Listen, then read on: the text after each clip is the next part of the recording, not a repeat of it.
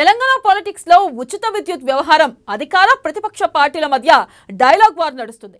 ఉచిత విద్యుత్ గురించి బీఆర్ఎస్ కాంగ్రెస్ నేతలు పరస్పర సవాళ్లను ఇచ్చుకుంటున్నారు. కాగా కాంగ్రెస్ 24 గంటల ఉచిత విద్యుత్ సవాళ్లపై బీఆర్ఎస్ బ్యాక్ స్టెప్ వేస్తున్నట్టుగా తెలుస్తుంది. 24 గంటల పవర్ ఛాలెంజ్ పై మౌనంగా ఉంటే ప్రజల్లోకి తప్పుడు సంకేతం వెళ్తుందని భావించిన బీఆర్ఎస్ నాయకులు ప్రెస్ మీట్ లో నిరసనలు కొనసాగిస్తున్నారు. ఏది ఏమైనా 24 గంటల కరెంట్ వార్ ఇప్పుడు ప్రజలను సైతం చైతన్యవంతులను చేసినట్టుగా తెలుస్తోంది.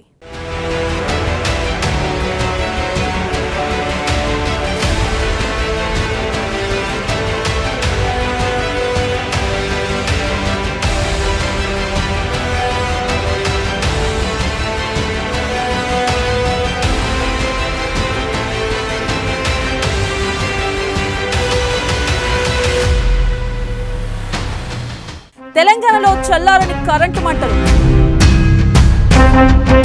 బీఆర్ఎస్ కాంగ్రెస్ మధ్య సవాళ్ల పర్వం.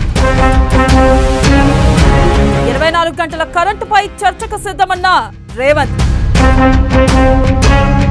ఏ సబ్ స్టేషన్ వద్ద చర్చ పెడదామని సవాల్. బీఆర్ఎస్ నేతలు సవాల్ స్వీకరించాలని డిమాండ్. హస్తం నేతల సవాల్పై ముందుకు రాని బీఆర్ఎస్. ప్రెస్ మీట్లకే పరిమితమవుతున్న గులాబీ లీడర్లు.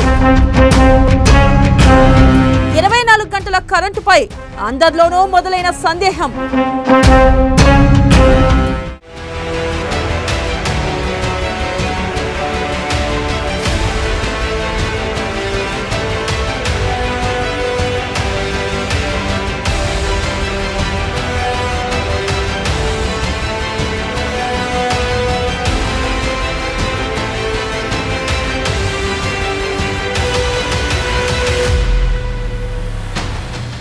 తెలంగాణలో కాంగ్రెస్ బీఆర్ఎస్ మధ్య కరెంటు మంటలు ఇప్పట్లో చల్లారేలా కనిపించడం లేదు. ఇటీవల అమెరికాలో టీపీసీసీ చీఫ్ చేసిన వ్యాఖ్యలపై బీఆర్ఎస్ వివిధ పద్ధతుల్లో నిరసనలు చేస్తూ నిరసనలతోనే నిత్యం ప్రజల్లో ఉండాలని చూస్తుంది. మరోవైపు కాంగ్రెస్ నేతలు 24 గంటల కరెంటుపై కారు పార్టీకి సాలిడ్ సవాళ్లు విసురుతున్నారు. తాము రాజీనామాకు రెడీ, మీరు రెడీనా అంటూ సవాల్ చేయడంతో అధికార బీఆర్ఎస్ కు కరెంటు షాక్ గట్టిగానే తగిలినట్లు అనిపిస్తుంది. కాంగ్రెస్ సవాల్ను స్వీకరించడానికి తర్చన భర్చన పడుతున్నారు. పవర్ ఛాలెంజ్ స్వీకరించేందుకు ఎవరూ ముందుకు రాకపోవడం కాదు కదా, ఆ సాహసం కూడా చేయడం లేదు. అయితే తాము తగ్గామన్న భావన ప్రజల్లో రాకుండా ముఖ్యమంత్రి, ముఖ్యమైన మంత్రి, మంత్రులు, నేతలతో ప్రెస్ మీట్లు పెట్టిస్తున్నారు. కరెంటు మంటలు చల్లారకుండా చూసుకుంటున్నారు. 90% చిన్న సన్నకారు రైతులు ఉన్నారని, 3 ఎకరాల లోపు భూమి ఉన్న వాళ్ళు ఉన్నారని, ఎకరానికి గంట కరెంటు చాలు, 3 ఎకరాలు పారించడానికి 3 గంటల కరెంటు చాలని చెప్పి స్వయంగా రాష్ట్ర పిసిసి అధ్యక్షులు రేవంత్ రెడ్డి గారు మాట్లాడినారు. ఏమైపోయింది? కాంగ్రెస్ పార్టీ తన యొక్క నిజ స్వరూపాన్ని బయట పెట్టుకుంది. రైతుల పట్ల ఆ పార్టీ విధానం ఏందో ఈ రోజు బయట పెట్టుకుంది. రేవంత్ రెడ్డి గారేమో 3 గంటలు చాలంటాడు. ఉచిత కరెంటుకు మా సోనియా గాంధీ గారు వ్యతిరేకం అని చెప్పి కాంగ్రెస్ పార్టీ అధికార ప్రతినిధి సుజాత గారు చెప్తారు.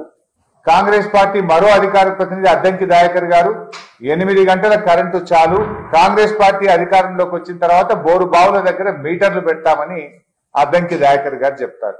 ఈ రోజు రైతు వ్యతిరేక వైఖరిని, రైతుల పట్ల తమకున్నటువంటి అభిప్రాయాలను చెప్పిన కాంగ్రెస్ పార్టీ ప్రజా ఆగ్రహానికి గురైతా ఉంటే, రైతులందరూ తిరగబడతా ఉంటే, ఈ రోజు ఏమైపోయిందంటే ఉల్టా చోర్ కోత్వాల్ కు డాంటే అన్నట్టు కాంగ్రెస్ పార్టీ నాయకులు కేసీఆర్ గారినో టీఆర్ఎస్ పార్టీని విమర్శించే ప్రయత్నం చేస్తున్నారు. విద్యుత్ విషయంలో కేసీఆర్ నో టీఆర్ఎస్ పార్టీని ఎవరైనా విమర్శిస్తే సూర్యుడి మీద ఉమ్మేసినట్టే. అది అదే కాంగ్రెస్ పార్టీ అధికారంలో ఉన్నప్పుడు అప్పటి పేపర్ క్లిప్పింగ్లు 6 గంటలు ఒక అబద్ధం, 6 గంటలు ఒక అబద్ధం. ఇది కాంగ్రెస్ ప్రభుత్వంలో రైతులకు 6 గంటలు కూడా వస్తలేదు, 6 గంటలని చెప్పిన మాట ఒక అబద్ధం అని అప్పటి ప్రముఖ పత్రికలు రాసిన వార్త. ఇకపోతే పంట కరెంటుకు సర్కారు స్విచ్ ఆఫ్, పంట కరెంటుకు సర్కారు స్విచ్ ఆఫ్ అంటే రైతులకు కరెంటు విషయంలో చేతులు ఎత్తేసిన ప్రభుత్వం. ఇక ఇటీవల అమెరికాకు వెళ్లిన పిసిసి చీఫ్ రేవంత్ రెడ్డి 3 ఎకరాల భూమి ఉన్న రైతులకు 3 గంటల ఉచిత విద్యుత్ సరిపోతుందని అక్కడి ఓ వ్యక్తి అడిగిన ప్రశ్నకు సమాధానం చెప్పారు. దీన్ని తమకు అనుకూలంగా మార్చుకునేందుకు బీఆర్ఎస్ నేతలు వీడియో మొత్తం ప్లే చేయకుండా 3 గంటల కరెంట్ చాలు అనే మాటలను సోషల్ మీడియాలో వైరల్ చేశారు. అంతటితో ఆగకుండా బీఆర్ఎస్ వర్కింగ్ ప్రెసిడెంట్ కేటీఆర్ సైతం దొరికిందే ఛాన్స్ అన్నట్టుగా నిరసనలకు పిలుపునిచ్చారు. కాంగ్రెస్ ను గెలిపిస్తే ఉచిత విద్యుత్ ఎత్తివేస్తారనే ప్రచారం చేయించారు. బీఆర్ఎస్ శ్రేణులను రోడ్డెక్కించారు. ధర్నాలు, దిష్టిబొమ్మల దహనాలతో నిరసనలు తెలిపారు.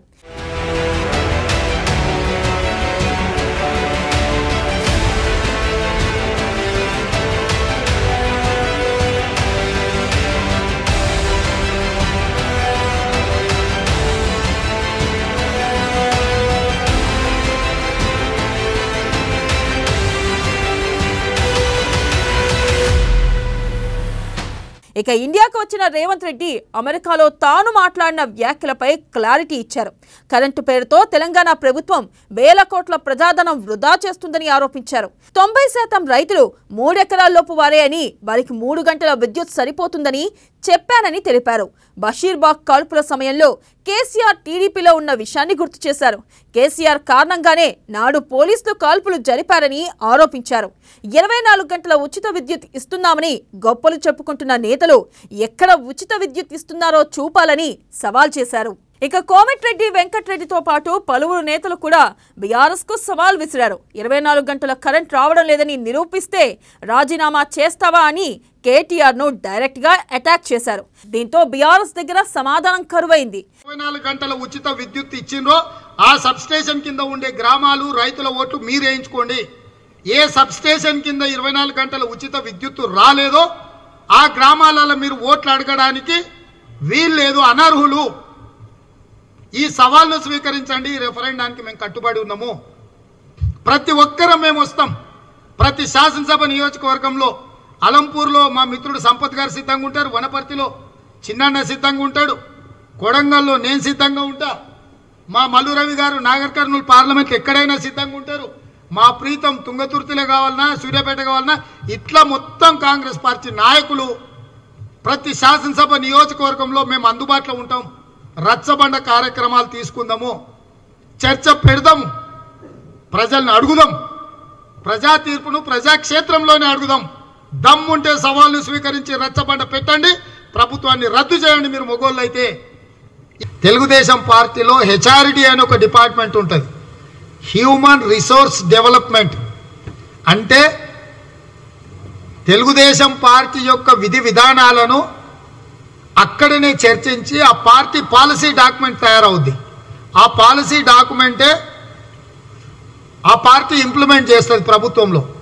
దాని చైర్మన్ కల్వకుంట్ల చంద్రశేఖరరావు ఆనాడు.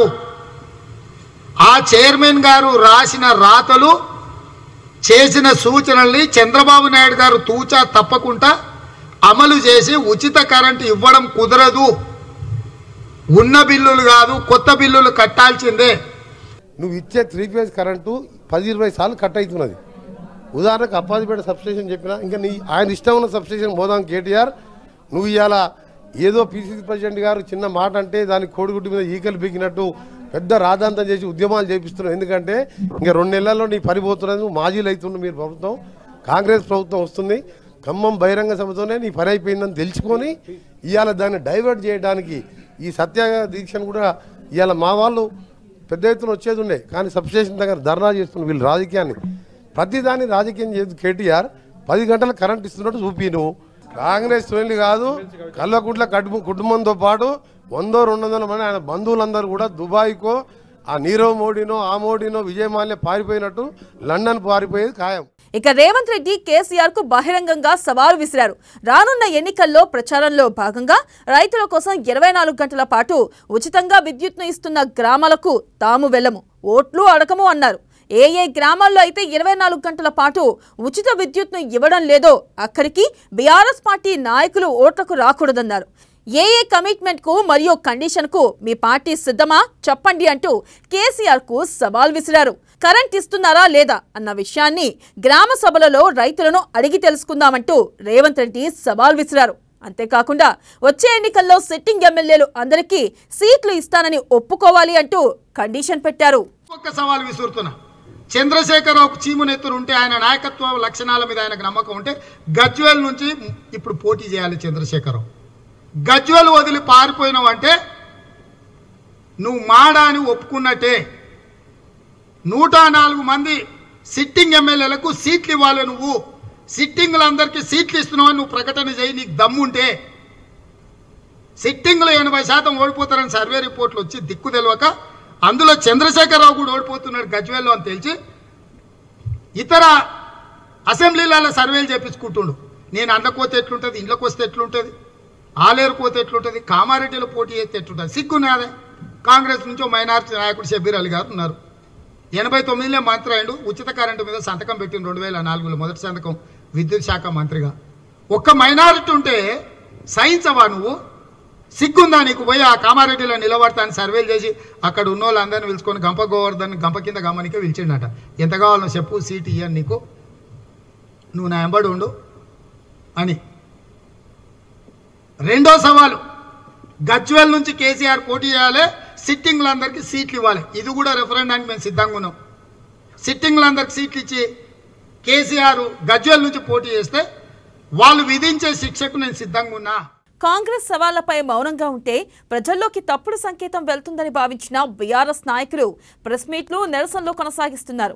తాజాగా బీఆర్ఎస్ ఎల్పీ కార్యాలయంలో నిర్వహించిన మీడియా సమావేశంలో రాష్ట్ర వ్యవసాయ శాఖ మంత్రి సింగిరెడ్డి నిరంజన్ రెడ్డి, విద్యుత్ శాఖ మంత్రి జగదీష్ రెడ్డి, ఎమ్మెల్సీ రైతు బంధు సమితి రాష్ట్ర అధ్యక్షుడు పల్లా రాజేశ్వర్ రెడ్డి మాట్లాడారు. కరెంట్ షాక్తో కాంగ్రెస్ విలవెలలాడుతుందని పేర్కొన్నారు. కాంగ్రెస్ పై తీవ్ర స్థాయిలో విమర్శలు చేశారు. టీపీసీసీ చీఫ్ తప్పులు మాట్లాడి సరిదిద్దుకోకుండా సవాళ్లు చేస్తున్నారని ఆగ్రహం వ్యక్తం చేశారు. రైతుకి ఎదురు వచ్చి సాయం చేస్తున్న ఏకైక ప్రభుత్వం తమదని చెప్పు. ఒకనాడు కరెంట్ లేక ట్రాన్స్ఫార్మర్లు కాలిపోయి విద్యుత్ కార్యాలయాల చుట్టూ తిరిగిన దుస్థితి తెలంగాణ రైతులది. ఇప్పుడు అలాంటి సమస్యలు లేవన్నారు. వేలాది మంది పాము కాటి గురై విద్యుత్ షాక్ గురై బావులలో పడి చనిపోయిన సంఘటనలు కోకొల్లుగా మనం చూసినాం. దాని మీద ఇదే నాయకుడు 2009 నుంచి 14 సంవత్సరాల మధ్యలో అనేక ధర్నాలు చేసిన దాంట్లో ఉన్నమాట కూడా వాస్తవం. ఇవాళ ఏదైతే కాంగ్రెస్ పార్టీని ఎత్తుకొని మా పార్టీ చాలా గొప్పది, 24 గంటల పేటెంట్ మాది, నేను ఒకటే మాట స్పష్టంగా అడుగుతున్నా, ఇప్పటి వరకు కాంగ్రెస్ పార్టీ చరిత్రలో ఎప్పుడైనా 24 గంటల విద్యుత్ గురించి, అది కూడా ఉచిత విద్యుత్ గురించి మాట్లాడిన సందర్భం ఎక్కడైనా ఒక్కటి చూపిస్తారా? రికార్డు ఎక్కడైనా ఒక్కటి? ఇక ఇంకొక ఆయన ఊరుకొచ్చే ఇది మన రాజశేఖర రెడ్డి చూపిస్తారా? రాజశేఖర రెడ్డి మాటల్లో, రాజశేఖర రెడ్డి చేతుల్లో ఎక్కడైనా? ఇక కాంగ్రెస్ పై వివిధ స్టైల్లో టార్గెట్ చేశారు బీఆర్ఎస్ లీడర్లు. అధికారం కోసం తప్ప ప్రజల కోసం కాంగ్రెస్ పార్టీ ఎన్నడూ ఆలోచించలేదన్నారు. తెలంగాణ రాష్ట్ర ఏర్పాటు కాంగ్రెస్ పార్టీ గొప్పదనం కాదన్నారు. తెలంగాణ ఇచ్చామని చెప్పడంలోనే కాంగ్రెస్ అహంకారం కనిపిస్తుందని, తెలంగాణ రాష్ట్రం ప్రజల హక్కు అన్నారు. కాంగ్రెస్, బీజేపీ పార్టీలు ఏం చేయాలన్నా ఢిల్లీలో స్విచ్ నొక్కాలి. బీఆర్ఎస్ పార్టీ ఆత్మ తెలంగాణ రాష్ట్రమని సెంటిమెంట్ వల్లించారు. శాసనసభ ఉపసభాపతిగా ఉన్నప్పుడే కేసీఆర్ కరెంటు ఛార్జీల పెంపును నిరసిస్తూ ప్రభుత్వానికి లేఖ రాశారని గుర్తు చేశారు. రేవంత్ రెడ్డి తెలంగాణ రైతాంగానికి క్షమాపణలు చెప్పాలని డిమాండ్ చేశారు. 4 గంటల కరెంటు ఇక్కడ కొనసాగడమే కాదు, మేము ఆశిస్తున్నాం రేపు బీఆర్ఎస్ ద్వారా కూడా భారతదేశ వ్యాప్తంగా కూడా 24 గంటల కరెంటును అన్ని రంగాల ప్రజలకు, అన్ని రంగాల ప్రజలకు వర్తింపజేయాలని కూడా మేము డిమాండ్ చేస్తున్నాం. భవిష్యత్తులో జరగాలి. ఈ దేశంలో అది జరిగితేనే మేలవుతుంది. 4 లక్షల మెగావాట్ల స్థాపిత విద్యుత్ ఉన్నటువంటి భారతదేశంలో 2 లక్షల మెగావాట్ల విద్యుత్తే వాడుతున్నాం కదా, లెక్క చూపిస్తుంది కదా. ఎందుకు ఎగురుతుంది ప్రజలకు మరి కరెంట్ ఇస్తే నష్టపోయేది ఏముంది? ఇంకా సోలార్కు మ్యాక్సిమం ఉంది. తెలంగాణలో వచ్చిన సోలార్ మిగతా రాష్ట్రాలు ఎందుకు చేస్తలేరు? కరెంటును ప్రజలకు, ఒక వనరును ప్రజలకు లభ్యతలోకి తెచ్చి వాళ్ళు ఎంత వాడుకుంటారో వాడుకుంటే మిగతాది ఖాళీ ఉంటుంది, అది వేరే విషయం. కానీ లభ్యతలోకే లేకుండా దాని మీద పెట్టే పెట్టుబడి ఏదో వృధా అయినట్లు, అదేదో తప్పైనట్లు, అవగాహన లేని మాటలతోనే ప్రజలకు గందరగోళపరుస్తున్నారు.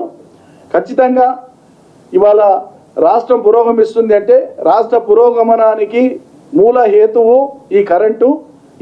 ఈ స్థితిలో ఉండడానికి కారణం కేసీఆర్ యొక్క ముందు చూపు. కాంగ్రెస్ పార్టీ యొక్క లైన్ని అక్కడ ప్రవేశపెట్టిండు ఆయనే. 3 గంటలు సరిపోద్దని చెప్పేసి అనాలోచితంగా మాట్లాడిందని చెప్పేసి అనుకోవద్దు. ఖచ్చితంగా కావాలని రైతాంగానికి నష్టపరిచే ఉద్దేశంలో మన మీద ఇక్కడున్న ప్రభుత్వం మీద తిట్ల పురాణం ఎత్తుకునే భాగంగా 3 గంటలే చాలు, 24 గంటలు అనవసరంగా ఇస్తానని చెప్పి మాట్లాడిండు.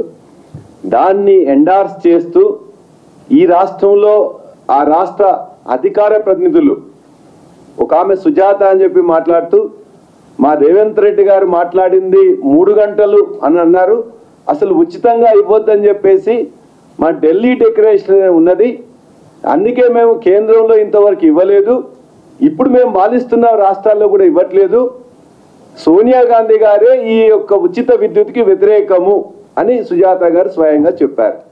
ఇదిలా ఉంటే ఇద్దరు మంత్రులు ఎమ్మెల్సీ ప్రెస్ మీట్ పెడితే కాంగ్రెస్ సవాల్ను స్వీకరించడానికి పెట్టారని అంతా అనుకున్నారు. అందుకే మీడియా ప్రతినిధులు భారీగా తరలివచ్చారు. మంత్రుల మాటలు ఆసక్తిగా విన్నారు. కానీ చివరికి కాంగ్రెస్ సవాల్పై ముగ్గురులో ఒక్కరు కూడా నోరు మెదపలేదు. అయితే అక్కడే 24 గంటల కరెంట్ నిజం కాదన్న విషయం అర్థమైందని విశ్లేషకులు అంటున్నారు. మరి ముందు ముందు ఈ పవర్ ఛాలెంజ్ ఎలాంటి రంగు మారుతుందో చూడాలి.